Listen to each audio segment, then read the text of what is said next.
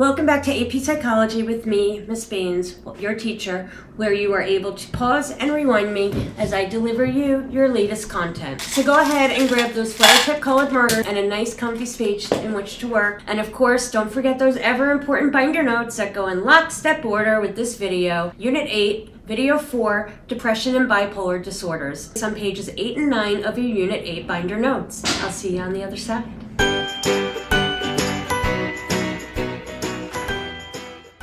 Hello and welcome back to another set of notes in our clinical psychology unit. As you can see from today's learning target, we're going to talk about depressive disorders and then bipolar and related disorders. You should know that these used to all be in one subcategory called mood disorders, and that just kind of gives you a framework of how they used to be seen. These are probably the two most common or well-known disorders that we will talk about in this unit. It's important to make sure that you've got the kind of psychological vocabulary and lingo to use in case you were to ever write an FRQ. Again, there are two separate categories of depressive disorders, one being depression and the other bipolar and related disorders in the DSM-5.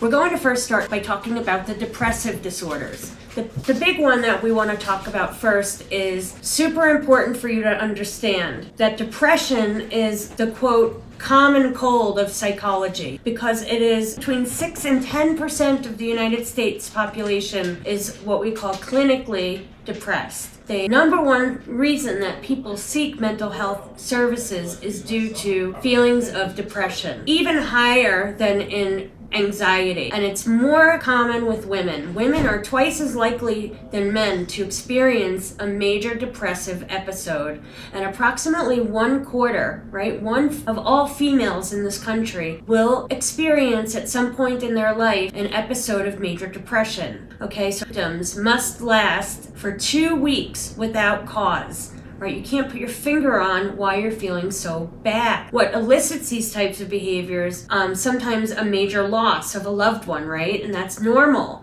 right? When somebody is grieving, right? The symptoms, though, must last for 2 months. And I should note that that doesn't mean that the loss of someone important or a loved one doesn't cause this to happen for a little while, but it has to be disproportionate. So either a depressed mood or a loss of complete interest or pleasure in almost all daily activities. I'm going to kind of pause here for a second and make sure that you have this down. At least have this understanding about major depressive disorder. Please do not say that being depressed is being sad. Sure, that's part of it.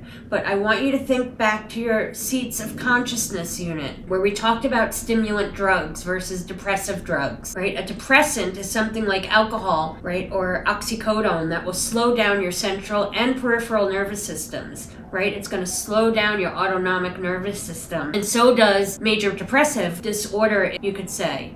But that's not it. Depressive disorder is a depression or a decrease in brain activity. Again, just don't think it's an emotion. It's depressed brain activity. And that's what explains the idea of the lost interest or any pleasure at all in almost all activities, even the ones that they used to love. And so there has to be at least 4 of the following additional characteristics: marked weight gain or weight loss, constant sleeping problems, agitated or greatly slowed down behavior, and there's tons of fatigue, right? The body is just coming to a screeching halt. It slows down and therefore it is unable to kind of deal with the regular flow of the day. You have an inability to think clearly, your feelings of worthlessness, frequent thoughts or of death or suicide. So what might be some causes of major depressive disorder? And we're going to consider here biological factors. So the lack or insufficient amount of certain neurotransmitters. This is so absolutely important that you understand that major depressive disorder is biologically happening in the brain due to a lack of serotonin, norepinephrine, and dopamine, okay? Most of the time, it's kind of a trademark is a lack of serotonin with social cognitive causes, meaning negative thoughts that influence negative behaviors that influence the situation and in turn influence thought pattern. So this is the idea of the depression cycle. There's this negative stressful event, right, that causes a very pessimistic, ruminating, explanatory style of what is happening inside the person's head. They can't stop thinking about it. They're ruminating in it. They're drowning in it. It's a very negative way, and what's going on and how they're feeling hopeless and depressed. The depressed mood or state of mind that hampers the way that the individual thinks cognitively. Right? Cognitive.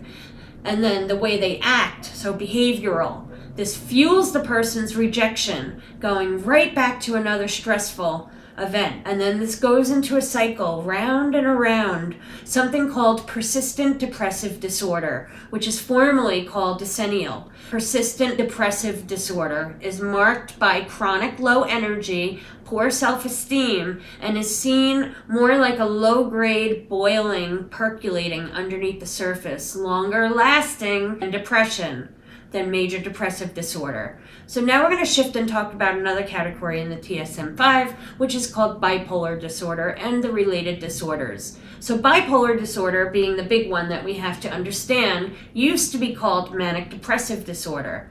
I think this is important to understand because it really shows you the two ends of the polar opposites, right? The manic and the depressive shows you the two aspects, hence bi, two poles, right? Bipolar being the two aspects of the bipolar disorder. It's the altering between the depression and the manic states that signal the bipolar disorder. So in depressive symptoms, being major depressive disorder, you're feeling very gloomy, withdrawn, inability to make decisions, you're tired, you're slowing down in your thoughts, where suddenly you have a flip and the manic systems start to come up, and you have elation, euphoria, excitement, a desire for action, wanting to do this, do that, hyperactive with that desire for action and multiple ideas and grandiose feelings of being able to do almost anything. Goes into overdrive of overproductivity. Many wonderful writers, poets, songmakers, composers have suffered from bipolar disorder